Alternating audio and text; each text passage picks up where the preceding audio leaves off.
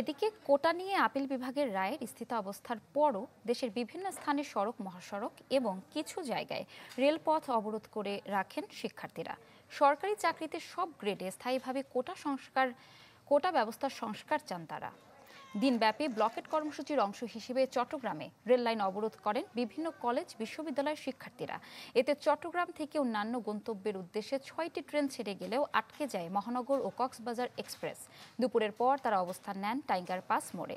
খুলনা নগরীর নতুন রাস্তা মোড়ে মহাসড়ক অবরোধ করেন বিএল কলেজের শিক্ষার্থীরা। এতে আটকা পড়ে যানবাহন।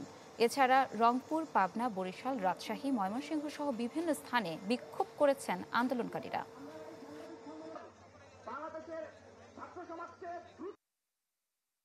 মাঠে নামার একটাই উদ্দেশ্য, এই কোটা হচ্ছে বাতিল দিতে হবে। যদি দিতে হয় তাহলে 5% বেশি যাতে না হয়। নরমাল যারা মানুষ আছে, সাধারণ, আমাদের কোনো ধরনের কোটা নাই, তাদের কিন্তু বিরাটভাবে একটা ক্ষতি হয়ে যাচ্ছে। যদি আমাদের এই এক দফা দাবি মেনে নেওয়া হয়, তারপর আমরা রাজপথ ছাড়ব। প্রথম থেকে চতুর্থ শ্রেণীর সকল গ্রেডের চাকরিতে কোটা বৈষম্যের আমরা নিরসন চাই। যত অযৌক্তিক কোটা আছে এবং বৈষম্যমূলক কোটা আমরা নিরসন চাই। এটা আমাদের সাথে একটা রীতিমতো একটা বৈষম্য। আমরা এই বৈষম্য মানি না। আমরা চাই যে এই কোটাগুলো তুলে নেওয়া হোক। এ বিষয়ে আরও জানাতে চট্টগ্রাম, সাভার এবং ময়মনসিংহ থেকে যুক্ত হচ্ছেন আমাদের সহকর্মীরা। শুরুতেই চলে যাচ্ছে চট্টগ্রামে, সেখান থেকে যুক্ত হচ্ছেন এমদাদুল হক। এমদাদ,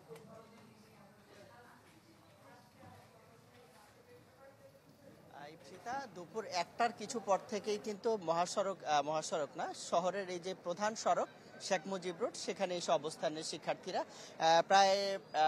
এর মধ্যে প্রায় 4.5 ঘন্টা সময় কিন্তু অতিবাহিত হয়েছে। এই ব্যস্ততম সড়ক, যেটি আসলে চতুর্দিক থেকেই যান চলাচল করে যেখানে, এবং এই সড়কটি বন্ধ থাকার কারণে কিন্তু চারপাশে প্রচুর যানবাহন আটকা পড়েছে। প্রায় 4 ঘন্টার বেশি সময় বোঝাই যাচ্ছে যে আসলে কি পরিমাণ মানুষ আটকা পড়েছেন। এবং একই সাথে শুধু এই জায়গা নয়, যে রেলপথ যেটি আছে দেওয়ানহাটে সকাল থেকে যেটি শুরু হয়েছিল, সেটিতেও কিন্তু শিক্ষার্থীরা অবস্থান নিয়ে রেখেছেন।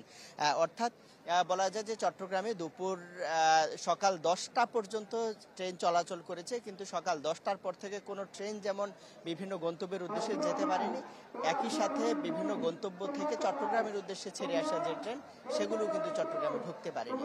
আর এই যে শহরের প্রধান সড়ক, এখানে যান চলাচল বন্ধ হওয়ার কারণে দুপুর থেকে আসলে বিভিন্ন অফিস বা গন্তব্যে যেতে যারা বের হয়েছেন, তারা আসলে সীমাহীন ব্যাগ পেতে হয়েছে।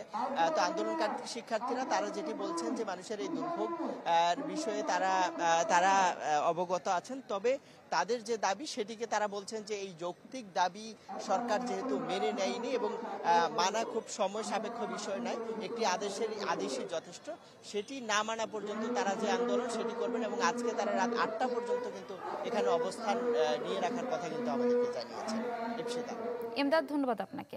এবার সাভার থেকে যোগ দিচ্ছেন আমাদের সহকর্মী অপু ওয়াহাব। অপু, সকাল 10:30 থেকে যে শিক্ষার্থীরা আন্দোলন শুরু করেছে, বাংলা ব্লকেট কর্মসূচির আওতায় ঢাকার ইচ্ছা মহাসড়ক যে অবরোধ করে রেখেছে, এখনো কিন্তু চলমান রয়েছে। দুপুর ঠিক 12টার দিকে যখন হাইকোর্ট থেকে রায়টি আসলো, তখন কিছুটা শিক্ষার্থীদের মধ্যে আলোচনা করে তারা কিন্তু আবারও সড়ক অবরোধ করে আছে। তারা আন্দোলনের ধাঁচে কিছুটা পরিবর্তন এনেছে। তারা যে মিছিল, স্লোগান দিয়ে যে মহাসড়ক অবস্থান করেছিল, সেখানে কিন্তু তারা এখন কিছুক্ষণ পরপরই সাংস্কৃতিক অনুষ্ঠান করছে। তারা তাদের বিপ্লবী গান পরিবেশন করছে, কবিতা আবৃত্তি করছে এবং নানান কর্মসূচি, তারা সাংস্কৃতিক কর্মকাণ্ডের মাধ্যমে তারা তাদের দাবির যৌক্তিকতা তুলে ধরছেন। তারা যে দাবিটি করছেন, এখনও যে দাবিটি তারা করছেন, যে তাদের দাবি হচ্ছে যে কোটা প্রথা সেটিকে বাতিল নয়, কোটা থেকে যৌক্তিক সমাধান এবং সংস্কার করা। তারা যেটি বলছেন যে 5%-এর মধ্যে কোটাটি সীমাবদ্ধ রেখে জন্য একটি সংস্কার করা হয়। এজন্য কিন্তু তারা দাবি নিয়ে, যে আপনি হয়তো দেখছেন রাস্তায় এখনো তারা অবস্থান করছে এবং তারা নানান পারফরমেন্স করছে। তারা কখনো কখনো গান পরিবেশন করছে, কখনো কবিতা আবৃত্তি করছে।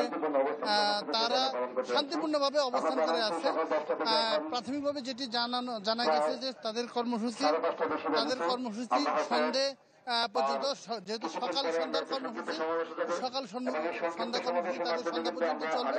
সন্ধ্যা 6টা বা 7টার মধ্যে কিন্তু তারা এখান থেকে হয়তো আজকের মতো কর্মসূচি শেষ করে আগামী দিনের কর্মসূচি ঘোষণা করবে। অপু, ধন্যবাদ আপনাকে।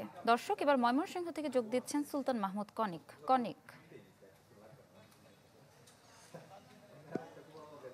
ইপসিতা, এই বিকেল ঠিক 5:15টার দিকে ঢাকা সহ সারা দেশের যে আন্দোলন, এই শিক্ষার্থীদের যে আন্দোলন, সেই আন্দোলনের কর্মসূচির অংশ হিসেবে ময়মনসিংহে অবস্থিত বাংলাদেশ কৃষি বিশ্ববিদ্যালয়ের শিক্ষার্থীরা ঢাকা ময়মনসিংহ যে রেলপথ রয়েছে, এই রেলপথের এই জব্বারের মোড় এলাকায় তারা তিস্তা এক্সপ্রেসের আন্তনগর একটি ট্রেন, এটি অবরোধ করে সকাল 11টার দিকে এবং বিকেল 5:15 পর্যন্ত প্রায় 6 ঘন্টার উপরে কিন্তু এই ট্রেনটি অবরোধ রেখে তারা তাদের এই আন্দোলন চালিয়ে গিয়েছেন।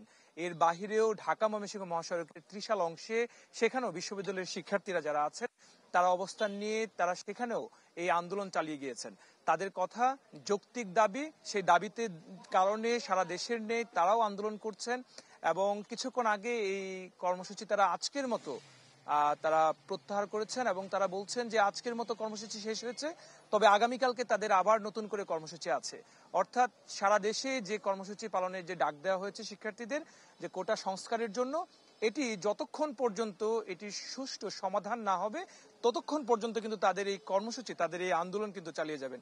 বর্তমানে শিক্ষার্থীরা নেই, কেউই নেই। শিক্ষার্থীরা এখন পর্যন্ত বলা চলে যে জায়গাটিতে অবস্থান ছিল এটি ফাঁকা আছে। আর এই দীর্ঘক্ষণ আসলে যারা ট্রেনের যাত্রী ছিলেন তারা কিছুটা সময় সহ্য করলেও একটা পর্যায়ে এসে কিন্তু তারা অধৈর্য হয়ে গিয়েছিলেন এবং তাদের ভোগান্তির যে চিত্রটা ছিল সেটি অনেক তারা ভোগান্তি সহ্য করেছেন। যদিও অনেক অভিভাবক চাচ্ছেন যে কোটার সংস্কার হোক, তবে এই ছাত্রদের যে আন্দোলন, এই আন্দোলন আসলে শেষ পর্যন্ত কোন জায়গায় গিয়ে গড়ায় সেটি আসলে এখন দেখার বিষয়। ইস্পিতা, কনিক, ধন্যবাদ আপনাকে। দর্শক, কোটা সংস্কার আন্দোলনের সর্বশেষ জানাচ্ছিলেন চিটাগং, সাভার এবং ময়মনসিংহ থেকে আমাদের সহকর্মীরা।